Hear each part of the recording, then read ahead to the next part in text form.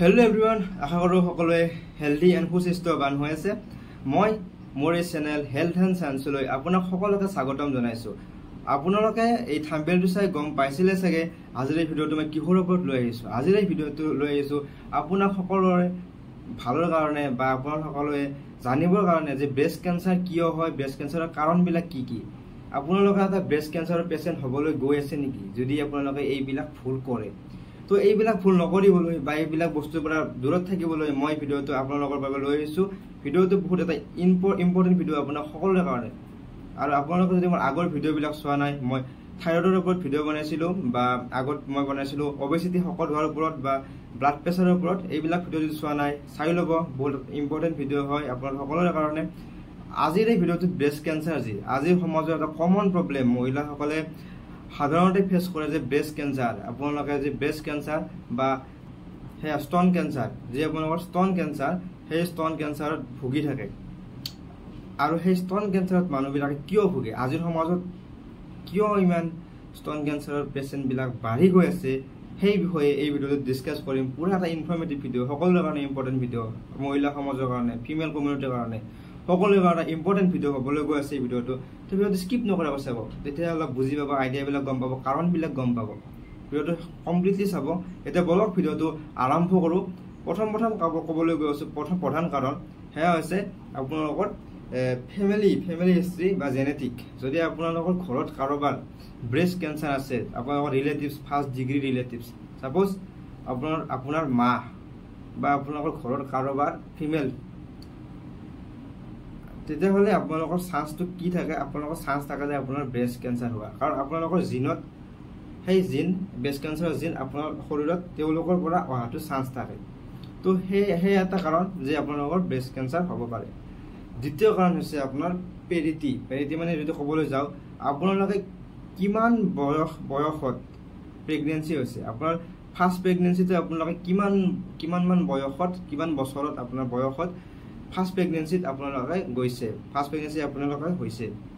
যদি আপোনালোকৰ first pregnancy 30 বছৰৰ ওপৰত, 30 বছৰৰ পিছত হৈছে ফাৰ্ষ্ট প্ৰেগনেণ্ট, তেতিয়াহ'লে আপোনালোকৰ অলপ চান্সটো হাই থাকে। যিবিলাক প্ৰেগনেণ্ট হয় 30ৰ তলত, মানে 30 বছৰৰ তলতকৈ 30 বছৰৰ ওপৰত যিসকল মহিলাই প্ৰেগনেণ্ট হয়, তেওঁলোকৰ চান্সটো ব্ৰেষ্ট কেন্সাৰ হোৱা বা আপোনালোকৰ স্তন কেন্সাৰ হোৱাৰ চান্সটো বেছি। 30 ইয়াৰৰ ওপৰত যিসকল প্ৰেগনেণ্ট হয় তেওঁলোকৰ চান্সটো অলপ বেছি থাকে।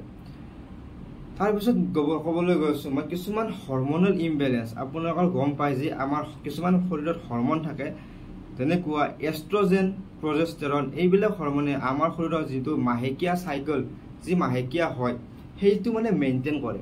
যদি সেইবিলাক হৰমন এষ্ট্ৰজেন আৰু প্ৰজেষ্টেৰনৰ কোৱান্টিটি শৰীৰত যিমান থাকিব লাগে তাতকৈ যদি বেছি থাকে, এষ্ট্ৰজেন আৰু প্ৰজেষ্টেৰন সেই দুয়োটা যদি বেছি থাকে, মানে যিমান থাকিব লাগে তাতকৈ যদি বেছি থাকে নৰ্মেল লেভেলতকৈ, তেতিয়াহ'লে সেইজন মহিলা বা সেইজন ফিমেলৰ ব্ৰেষ্ট কেন্সাৰ বা স্তন কেন্সাৰ হোৱাৰ চান্সটো বেছি থাকে।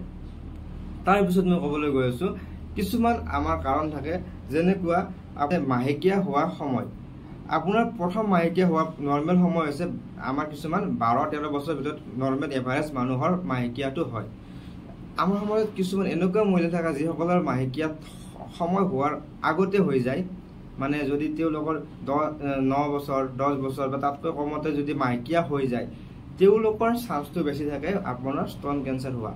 তাৰপিছত কিছুমান এনেকুৱা মহিলা থাকে আমাৰ যি মাহেকীয়াটো আপোনালোকৰ বন্ধ হয় কিমান বছৰত, 49 to 50, মানে 49, 50, 48 এইখিনি বয়সত যেতিয়া আপোনালোকে যাব, তেতিয়া এইখিনি বয়সত আপোনাৰ মাহেকীয়াটো বন্ধ হৈ যায়। যদি আপোনালোকৰ 50 ইয়াৰ ক্ৰছ কৰি পেলাইও তাতকৈ কেইবছৰমান পিছলৈকে আপোনালোকৰ মাহেকীয়াটো চলিয়ে আছে, মাহেকীয়া চাইকেল, এই চাইকেলৰ প্ৰক্ৰিয়াটো যদি চলিয়ে আছে, তেতিয়াহ'লে আপোনালোকৰ যি ব্ৰেষ্ট কেন্সাৰৰ চান্স, তেতিয়া এই ব্ৰেষ্ট কেন্সাৰৰ চান্সটো বাঢ়ি যায়। এতিয়া মই ক'বলৈ গৈ আছোঁ এটা কমনলি ব্যৱহাৰ কৰা পিল, যি পিলৰ কাৰণে আপোনাৰ চান্স থাকে ব্ৰেষ্ট কেন্সাৰ হোৱা। সেয়া হৈছে অৰেল কণ্ট্ৰাচেপ্টিভ পিল। আপোনালোকে সাধাৰণতে ব্যৱহাৰ কৰে আপোনালোকৰ প্ৰেগনেঞ্চিটো প্ৰিভেণ্ট কৰাৰ কাৰণে, আপোনালোকে প্ৰেগনেণ্ট নহ'বৰ কাৰণে যি পিল ব্যৱহাৰ কৰে, oral contraceptive pill, 21 cycle, 21 days cycle, এইবিলাক যি পিল ব্যৱহাৰ কৰে অৰেল কণ্ট্ৰাচেপ্টিভ পিল, মালায়ান, মালাডি, এইবিলাক পিল আপোনালোকে সাধাৰণতে ব্যৱহাৰ কৰে। তো এইবিলাক পিল ব্যৱহাৰ কৰা সকলে সেইবিলাক সকল যি মহিলাসকলে তেওঁলোকৰ বয়স 25 মানে 25 বছৰৰ তলৰ মহিলা বা আপোনালোকৰ যদি ফাৰ্ষ্ট প্ৰেগনেন্সি হোৱাৰ মানে প্ৰথম গৰ্ভৱতী হোৱাৰ আগতে যদি হে ধৰণৰ পিলবিলাক ব্যৱহাৰ কৰি আছে তো সেইবিলাক পিল ব্যৱহাৰ কৰা বন্ধ কৰক আৰু সেইবিলাক পিল যদি আপোনালোকে এইটো সময়ত ফাৰ্ষ্ট প্ৰেগনেন্সি নহওঁতে বা যদি আপোনাৰ 25 বছৰ নহওঁতে এইবিলাক পিল ব্যৱহাৰ কৰিছে তেতিয়াহ'লে আপোনালোকৰ যি ব্ৰেষ্ট কেঞ্চাৰ বা স্তন কেঞ্চাৰৰ চান্স সেইটো বাঢ়ি যায় এতিয়া মই ক'বলৈ গৈছোঁ কিছুমান ডায়েট হেবিট আপোনালোকে যে খাদ্যবস্তু সেই খাদ্যবস্তু সাধাৰণতে কি ব্যৱহাৰ কৰে যদি আপোনালোকে বেছি ফেটি মিল ফেট ৰিচ ফুড খায় মানে বেছি ফাষ্ট ফুড খায় যদি বেছি ফেট মানে ফেটি চৰ্বি থকা বস্তু আপোনালোকে খায় সঘনাই খায় তেতিয়াহ'লে আপোনাৰ কি হ'ব অবেচিটিত আক্ৰান্ত হ'ব এতিয়া অবেচিটিনো কি তাৰ কেনেকৈ হয় কি হয় এই ভিডিঅ'টো ডিছক্ৰিপশ্যনত লিংক আছে অবেচিটি ভিডিঅ'ৰ মই নিজে বনাইছোঁ ভিডিঅ' অবেচিটিৰ ওপৰত অবেচিটি ভিডিঅ'টো আপোনালোকে চাব কমপ্লিটলি গম পাই যাব এতিয়া যদি আপোনালোকে অবেচিটিত ভুগি থাকে তেতিয়া অবেচিটিত ভুগা পেচেণ্টেও মানে ব্ৰেষ্ট কেঞ্চাৰ হোৱাৰ চান্স থাকে মানে ব্ৰেষ্ট কেঞ্চাৰত ভুগিব পাৰে বা স্তন কেঞ্চাৰত ভুগিব পাৰে অবেচিটি এতিয়া অবেচিটি নহ'বলৈ আপোনালোকে ডায়েটাৰী হেবিট কেনেকৈ মেইনটেইন কৰিব এক্সাৰচাইজ কৰিব ভিডিঅ'টোত চাই ল'ব এইটো ক'লে আমাৰ দীঘলীয়া হৈ যাব ভিডিঅ'টো তাৰপিছত কিছুমান থাকে আমাৰ যি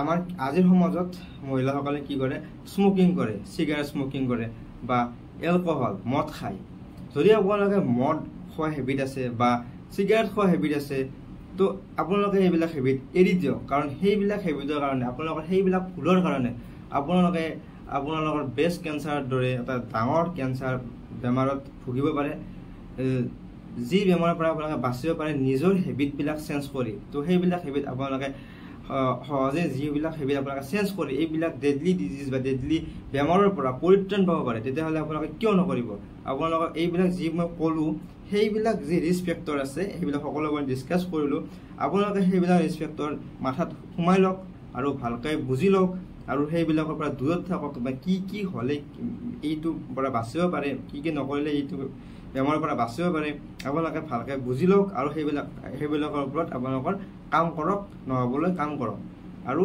এই যে আমাৰ সমাজ এই সমাজখনক এটা হেল্ডি সমাজ গঢ়ি তোলক আৰু মোৰ এইম যে সকলোৱে ভিডিঅ'বিলাক চাব লাগে আপোনালোকে যি মোৰ পৰা গেইন কৰিলে বা যিখিনি বস্তু গম পালে ব্ৰেষ্ট কেঞ্চাৰৰ ওপৰত আপোনালোকৰ নিজৰ লগতে সীমিত নাৰাখিব আপোনালোকৰ যি ফ্ৰেণ্ডছ আছে ৰিলেটিভছ আছে সকলোকে ভিডিঅ'টো শ্বেয়াৰ কৰি দিয়ক যাতে তেওঁলোকে গম পায় আৰু নেক্সট ভিডিঅ'টোত মই এটা চিৰিয়াছত আহি থাকিম আৰু নেক্সট ভিডিঅ'টোত মই লৈ আহিম আমাৰ ব্ৰেষ্ট কেঞ্চাৰ হ'লে আপোনালোকে কেনেকৈ গম পাব নিজে পৰীক্ষা কৰি ডক্টৰ তাত নোযোৱাকৈ আপোনালোকে নিজে পৰীক্ষা কৰি আপোনাৰ স্তনটো ব্ৰেষ্টটো পৰীক্ষা কৰি নিজে কেনেকৈ গম পাব যে আপোনালোকৰ ব্ৰেষ্ট কেঞ্চাৰ হৈছে নেকি নেক্সট ভিডিঅ'টোত মই লৈ আহিম ব্ৰেষ্ট কেঞ্চাৰৰ ওপৰত চিমটমছৰ ওপৰত তো ভিডিঅ'টো চাই থাকিব তাৰপিছত মই কেনেকৈ প্ৰিভেণ্ট কৰিব তাৰপিছত সেনেকৈ ভিডিঅ' মই মানে ষ্টেপ বাই ষ্টেপ লৈ আহিম তো যদি চেনেলটো ছাবস্ক্ৰাইব কৰা নাই প্লিজ চেনেলটো ছাবস্ক্ৰাইব কৰি দিব আৰু শ্বেয়াৰ কৰি দিব লাইক কৰিবলৈ আৰু কমেণ্ট কৰিবলৈ নাপাহৰিব এতিয়া এইখিনি কৈ মই ভিডিঅ'টো সমাপ্ত কৰিবলৈ লৈছোঁ ধন্যবাদ